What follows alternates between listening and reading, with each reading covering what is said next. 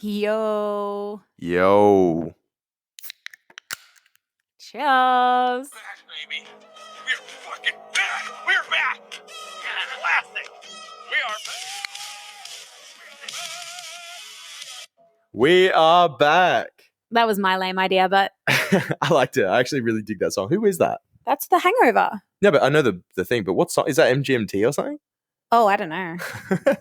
We're back. It's a trending sound. We are back. We are back. I'm buzzing about this. This has been way too long. Yeah. If one person's been missing the podcast the most, it's been me. Probably some of the audience as well. But I've had a few people reach out and be like, "Hey, where's I've been waiting for the episode." Yeah, well, weirdly, I've had like a lot of people come through from our old ones, like even over the last few weeks. I'm like, oh shit, like we're getting some traction here, and we haven't done it. It's like what 3 weeks we haven't essentially done it. So yeah, sure. I mean, look, we've got pretty good reasons, right? Like we've had a massive last 3 weeks. So you've got a lot to speak to. I feel like this is going to kind of be the Brooke the Brooke Allback episode. Nah, but I'm like, I'm more than happy for that as well because you've had some massive things happen.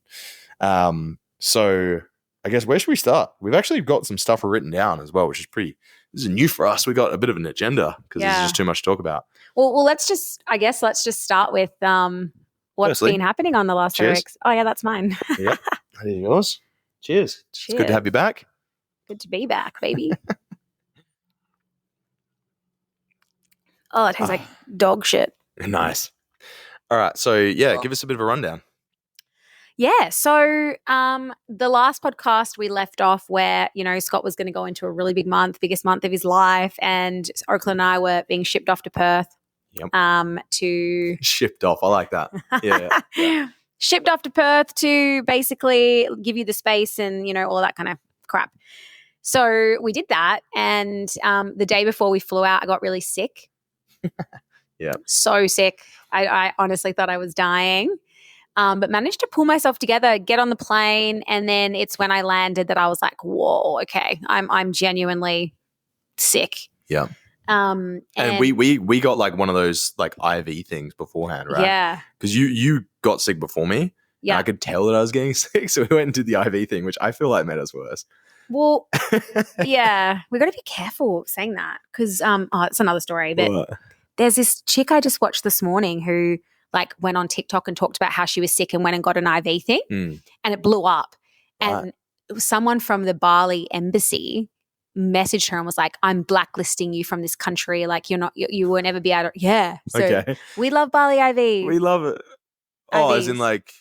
Yeah, she was like, she wasn't bad mouthing, but she was kind of being like, I think that made me worse and like saying all like that. Okay. I think you meant like as in it was like illegal or something. No. Oh, She okay. was like so they're actually saying, yeah. Oh no, it was wicked. It was amazing. Maybe it just got it out of our system. Maybe that's what it was. Yeah. Anywho, I ended up in hospital and I was literally couldn't fly out for the podcast that I had been preparing for so long. Yep. And I was honestly, I was lying in bed. So I left hospital. I was lying in bed and I swear to God, I was like floating above my body. And there was part of me being like, Brooke, message the podcast guys and, like see if they can change their date. I don't even remember doing it, but I did. I messaged them and they were all good about moving it to the following week. So it was meant to be.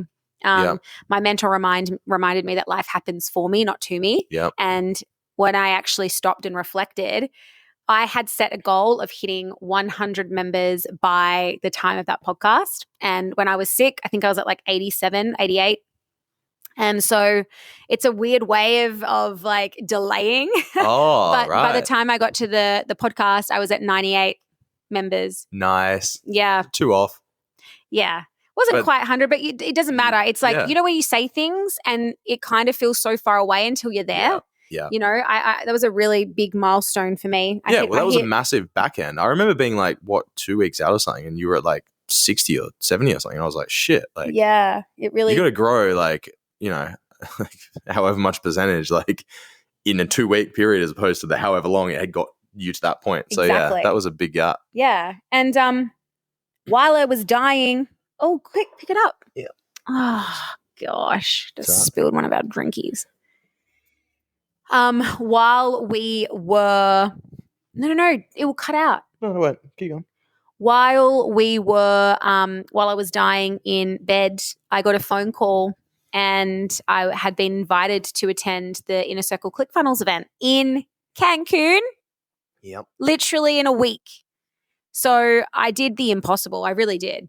I managed to organize me going to that. I gave him every objection under the sun, but Yep. he used my own strategies against me. And I ended up flying to Mexico.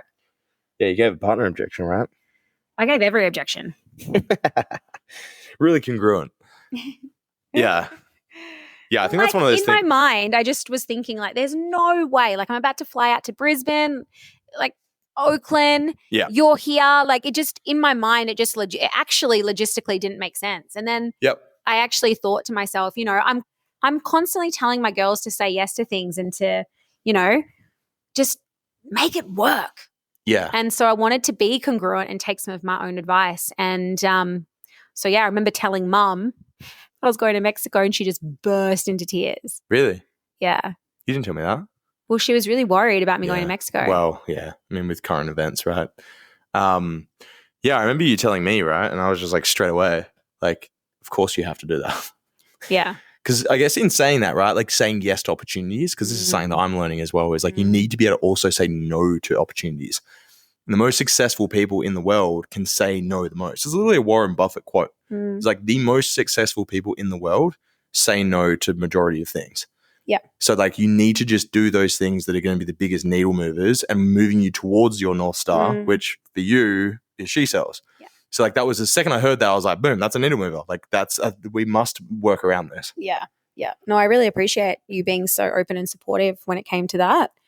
Because I got so much out of that event.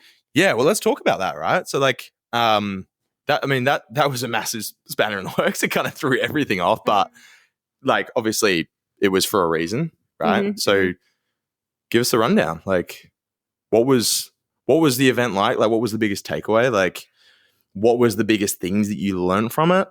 And like how has it, I guess, changed things?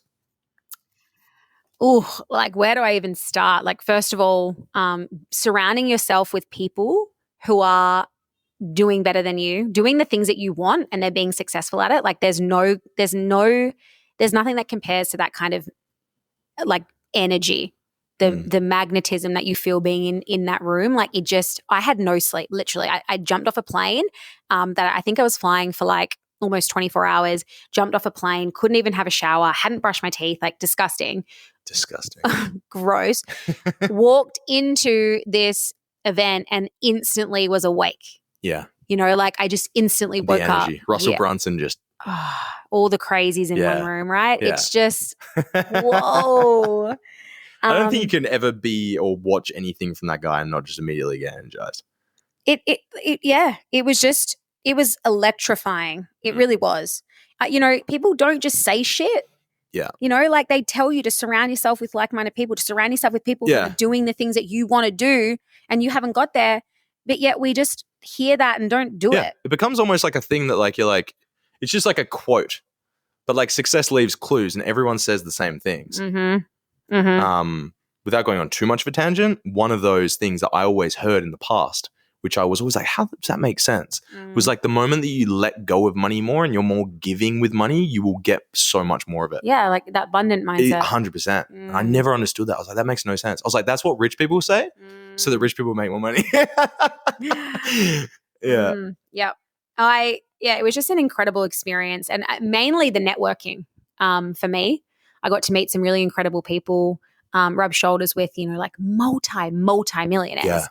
And to just learn from them and listen to them and see how they communicate is just next level. It really is. Well, let's get some context for like ClickFunnels as well, right? Yeah, because I doubt like probably our audience have a bit of an idea as to what that is. So like, so I used to sell for ClickFunnels for a very brief period. I was on the account for so little that I actually hadn't taken it just because of how things happened, how it panned out. But so essentially what ClickFunnels is, so spearheaded by Russell Brunson, who's the founder, and I don't know if he's like CEO anymore. I think he's got someone in that position. But anyway, so the business, like it started as it was a software SaaS right? And then it like now it's kind of just pivoted into this like monster like business that essentially is like an entrepreneur's like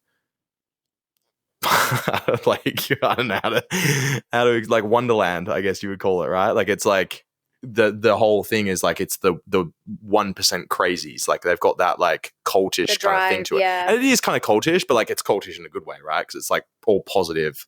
It's not negative cultish. And we speak about like cult is a way of persuading Influence, people, right? yeah, It's a way of influence. So like he's just nailed that. And now he's like drawn in all these like business owners and essentially built this perfect model to like scale a business from like 0 to 1 mil up to like what it goes up Hundreds to of millions. like I think 250 million. Because like Jeremy's, you know, he's one. I think he's on like the highest one, which is like however much. I don't know what it costs, but like it's wild. And just for context, like you win awards and whatnot, but the ticket that I had is worth $50,000 USD. Yeah, and that's just that's one ticket to an event. That's just one ticket. Yeah. So like you can imagine the caliber you and value of people that you have around you. And people wouldn't even flinch at that. No. Like 50,000, it's like, oh my God, like I'm going to get so much out of that. Like, let's be real. Like I've never seen $1 million, right? I haven't. Yeah. But there are people at this event who are making that in a month. There are people at that event who are making that in an event. Yeah. Like it's wild. This is the thing. Like people are so short-sighted. Like there's so much success in the world. There really is. Like people, it takes a life-changing event like that to really make you see what's possible. And then you go and you implement, right? Yeah. So I had a lot of big takeaways. Like Trent Shelton was amazing. He was the first speaker. It was all about mindset. It was all the one about, you sent me through. That was powerful. It was all about making ordinary people extraordinary. And the craziest thing is it wasn't any mind-blowing things. It was basic fundamentals, commitment, discipline, faith, like heart, just all the things that you've heard multiple times. But he got us to see it in a different perspective. Yeah. You know, there was lots of really great quotes that I'm definitely going to start using in my sales calls because they just slap. Yeah. You know? And that's the thing, like everyone that was in that, well, I can't say everyone, right? It's a bit of an over like generalization, but majority of the people, especially like the ones that are like now advocates for it, like they started from nothing. Like it's not like it's just like this elitist like group that have all gotten together. Like no. It's literally like people just like coming up from nothing and building these like massive businesses that are just creating huge amounts of value for people. And now they've like, it's completely changed their life. Like my extra riches story. Literally some one of the ladies that I was lucky enough to meet, like her story was so powerful. She had no money to her name, was dragged to a ClickFunnels event, and that's where everything skyrocketed for her. She came back and she applied and she implemented. That's the thing. She applied it, right? Yeah, she actually did it. She actually did it. Yeah. Yes, correct. So the most potent time to grow is literally straight after that event. Yeah. So like, you know, I came back, I worked the entire plane ride home. I didn't watch a movie. I didn't do anything. I just worked. I was just so motivated and driven and determined to be on that stage. Like, you know. It's like the external motivation as well. Yeah. Like, yeah. And that was amazing. I honestly can't. I don't think if you're not a business owner, it's hard to understand. Like, well, yeah, it was phenomenal. Yeah. Yeah. So what was the, I guess, the biggest takeaway? There was too many. I didn't just have one thing. Was there any like aha moments? Yeah. You were like, like that's clicked now. Lots of aha moments. I think everyone does a half-assed job at lots of different things. Okay. You know, like everyone thinks they're being committed. Everyone thinks they're being disciplined. Everyone thinks they're doing all the right things until you actually stop and reflect and look at how you're actually like. One really like amazing thing that Trent Shelton mentioned is like we all say, and a lot of people on sales calls too, they say they got a consistency problem. Okay. Right? Yeah. That's just a story because when you break it down, we're consistent with a lot of things. Like, do you brush your teeth every morning? I do. Yeah. Do you drink water every day? I do. Yeah. Would you do show up to work? I do. Yeah. So you don't have a consistency problem. Yeah. You will tell yourself you do. Okay. If you fail something, right? Okay. Like I can't lose weight. I have a consistency problem. Like that's actually not the case. Okay. You know, we don't have a consistency problem, yet we tell ourselves that we do. Right. So what do we have? we have a laziness problem. Okay. Like we're not willing to do the work. Right. Like it's okay. hard to say that. We make consistency for the things that are like easy. Yes. Like brushing our teeth. Correct. Okay.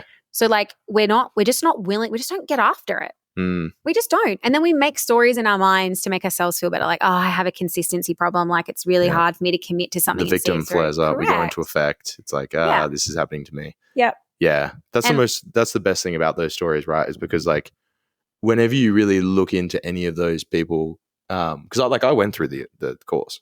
So like whenever you go through and you hear the people that are speaking, like what they had to do to get there, you're like, this is why only, what is it? 1% of businesses or whatever like actually succeed, is because like you have to work for like 10 years for free. It's like no one's going to do that. Yeah. It's like really interesting because you mentioned like you're unconsciously consistent in a lot of things, but we're consistent at the wrong things. Yeah. You know what I mean? Yeah. The like, things that aren't like correct. meaningful. So then he mentioned like opportunity costs, and he was like, if you don't do something, what's it costing you? So you put a dollar sign on it. Right. Mm-hmm. So if I don't go to the gym today, what's that going to cost me? You know, and just having that perspective is going to help you become more consistent at the things that you need to do in order to move forward. Yeah. I have heard that before, actually. Yeah. Really, it was really cool.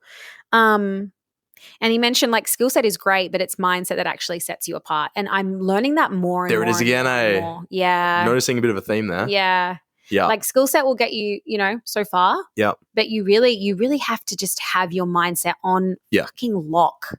But that's literally, so like, I've been working more and more with my coach, mindset coach, and that's literally how he says it. It's like, okay, you have results, you have action, and then you have mindset that leads everything. So your mindset leads your action leads your results. What people try and focus on is the actions. The actions is the skill. But it's like you can only do those actions if you have the mindset to do it. Yeah. So like, people say mindset is nothing, but it's because they already have it. Yep. So like, of course it's nothing to you because you already have it. Yeah, correct. Someone that doesn't have that, you can't just skip the steps and go results and action because you haven't got the lead. Yeah, that's so true. Yeah. And like another thing that Trent mentioned as well is like, a lot of us just walk through life with no vision, right? Yeah, and we do this in our sales calls because wanting something isn't enough. It's not enough for you to get it. So like you have to have a clear vision. And he spoke about how, reality has to catch up to your vision, and it's a big gap. It takes time, and people quit. They don't see traction, they quit. Yeah. Right. And this ain't for me kind of mindset. It takes you away from the very thing that is for you.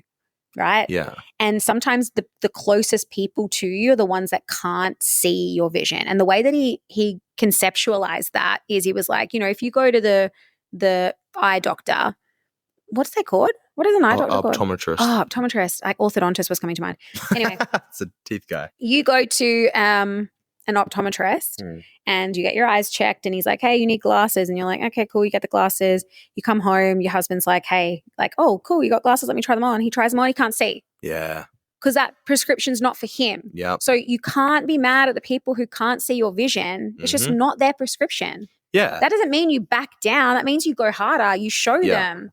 You keep moving forward until they see your vision. And we had a really good example of that, Scott. Like when I came to you with me wanting to do remote sales, and I could see my vision, I could see us traveling to Bali, I could see us like having that location, financial and time freedom, but you couldn't. And you literally, I would say to me after I came in, and like, yeah, I would be crying and upset at some days because I felt like I was failing, but you would say to me, your response was, quit, Brooke. What are you doing? Like quit, But I was so clear on the vision that it didn't matter that you couldn't see it. So even though I didn't want to hear what you had to say, I respected that because you couldn't see my vision. Yeah. So what that actually did in turn was make me show you.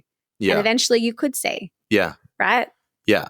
100%. And that's like, I think he has a term for that, right? Is like everyone, maybe it's Alex Hormozy or something. It's like everyone thinks what you're doing is ridiculous or impossible until you do it. Right? Like it's such a simple saying, but like it's so true. Like everyone doubts you until it's done. And then it's like, okay, suddenly it's not impossible anymore. Like, so you gotta like know that, whatever your vision is. And I mean, like, in sales calls, that's a part of the process, right? Is we learn a lot about what people's visions are. And they are like surprisingly very similar with slight nuances, right? Like everyone kind of wants the same thing, but like if it's just not clear, like you're just never going to achieve it. Like it should be so clear and precise, because when other people start doubting you and doing it, if that's not your like your North Star of like, I know exactly what I'm doing, where I'm heading, like to the point where like, you know, where you're going to be like positioned like GPS coordinates wise, like the second someone starts putting a little bit of doubt in you, like suddenly like exactly what you said, this isn't for me. I think I'm slightly off here. Yeah. I'm just going to throw it out. Yep. And then suddenly, you know, because it doesn't just happen overnight. So all that work is gone. Totally. And the work you would have had to put in is now you can't do it. You have to start from scratch. So like, it takes the smallest freaking bump in the road for people to completely derail. And like, you know, an example of this is, you know, a lot of women come into She Sells on a 14-day trial, right?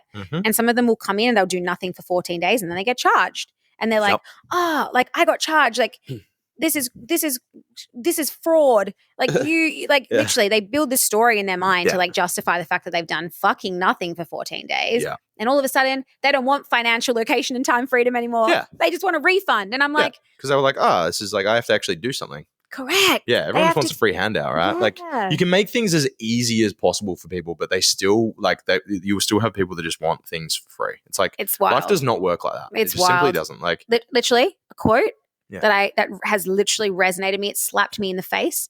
Billionaires are willing to lose millions in order to grow, right? Yep. Millionaires are willing to lose thousands, but broke people are willing to lose nothing. Yeah. Nothing.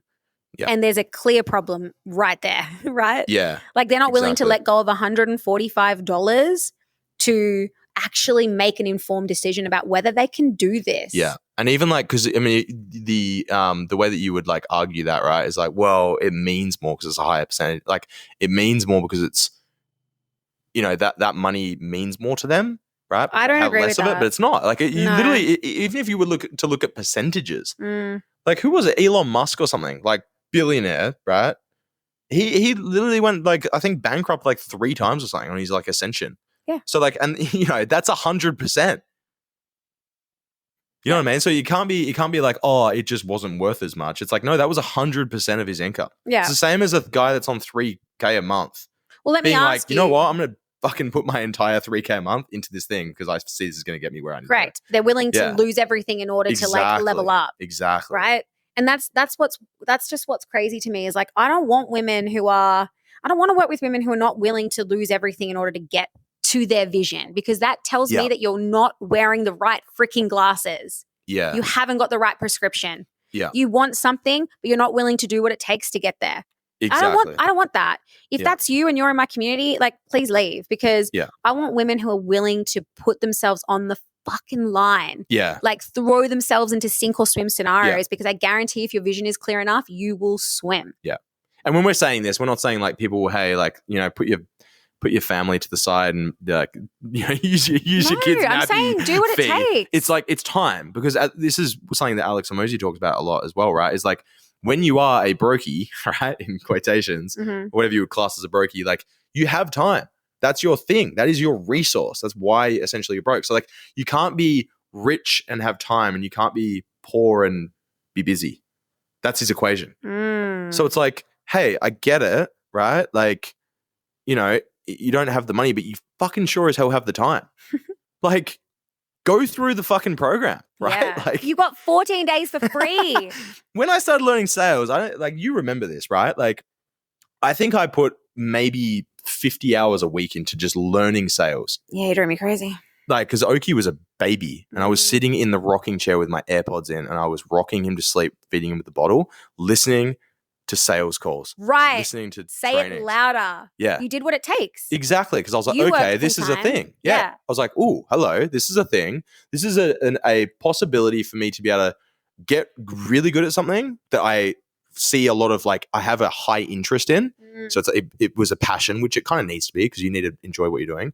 And I also was like, holy shit, I can make a shitload of money in this. Yeah, so your vision was so clear. Yeah. And I was like, I'm going to put absolutely everything into this. And yeah, was there sacrifices? Yeah. Did I want to sit there and doom scroll on Facebook? Yes. But like, you know what? I was like, cool, I've got an hour here to go through training that will make me better, to put me in a better position. So I did it. Yeah. And was it hard?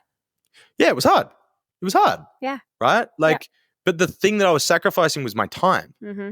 So like I can either pay that now to get where I want to go, or 10 years later, that time is gone and I'm somewhere that I don't want to be. Exactly. So it's like, you know what? I'm willing to make that sacrifice now to get us here where we are now. So like, you know, and how much easier it is to say like, you know, no one's going to outwardly be like, oh, I come home from work and I plonk on the couch and I watch an episode of Bridgerton instead of doing the portal, right? No one's going to say that. So instead they make a story and they justify why they're too busy to be able to change their life. Yeah. And unfortunately those people will forever remain the same. Yeah. Until they have that correct moment of that realization, moment. right? Yeah.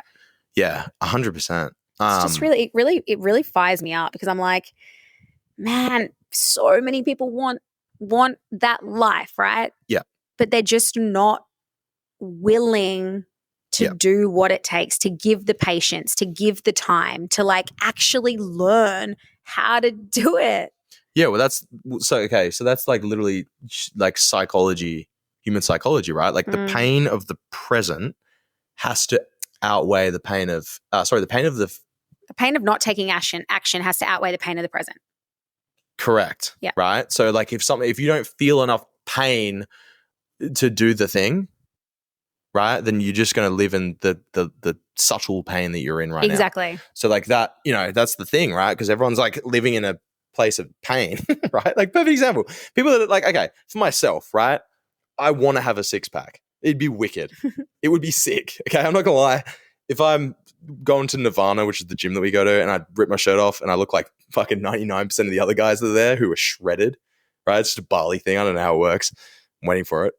But like that would be awesome. But like the pain that I'm in now of not having that it's not strong enough. Yeah, it's not going to stop you from going to Finn's and having a pizza and having exactly. Yeah, because that the pain of doing that is more for me at the moment for the pain that I just am like, cool, I don't have it. Yeah. So like that applies for everything. Now, if I was to have a health scare where someone's like, hey man, like you need to lose 50 kilos, not 50 kilos, you need to lose like 20 kilos here, otherwise you're going to die. Suddenly, that's more painful. So now I'm going to do it. Yeah. But now the cost of you not doing it is your life. Exactly. Correct. So suddenly the pain is more to not do something as opposed to the pain that I'm in. Yeah. So like that's just one of those things, right? Like you can manufacture that, I think, to a degree, right? Because like through visualization and stuff, you can be like, shit, this is where I'm gonna be in 10 years time. Mm-hmm. But like shit, you gotta be really good at that. Because otherwise you're just like, things are okay. I've got time. I've got time. I'll I've got do it time. Tomorrow. Like things are okay now. It's not bad. I just want to do this. I just want to do this. Yeah. But if you like really go shit in 10 years time and be sitting here going, fuck, what have I done? And you really visualize that moment and you look back and you're like, oh my God, you can actually sit in that moment and feel the things. Suddenly that pain of then will outweigh, right? Yeah. But you can't force people to do that. They have to experience it. They do. And that's okay. Everyone's at their own level. Yeah. But just fucking get after it. Like seriously. Just, like it's simple. To me it's simple, but whatever. So there was a bit of a scandal while I was away. Yeah. Bit of a scandal. Yes. Have you like simmered down enough to speak about this yet, or is it still too much of a hot topic?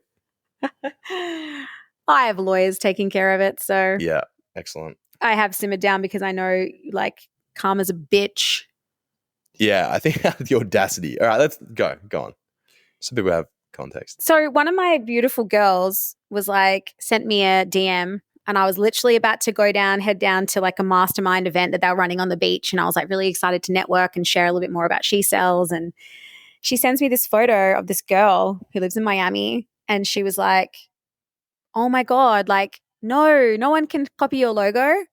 And it was just it was a reel that she had taken a screenshot and the logo was like on her computer. And I was like, what the fuck?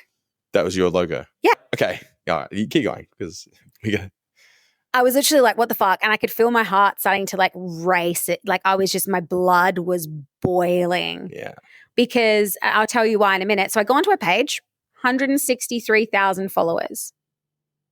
come with me while I launch my sales agency. She Sells Academy. Click on it. Hey, that's my logo. Hey, that's the photo shoot that I did for my brand. Hey, you're doing exactly what I'm doing. You have the same story as me. You're saying the same things. Like literally in one of her posts, she's like, I don't even like this outfit. It just looks good for this thing. And I'm like, you're being me. Yeah. Like, Yeah. and so like immediately I was just like in my head, like I was going crazy. Like I actually couldn't calm myself down. I was just so fired up.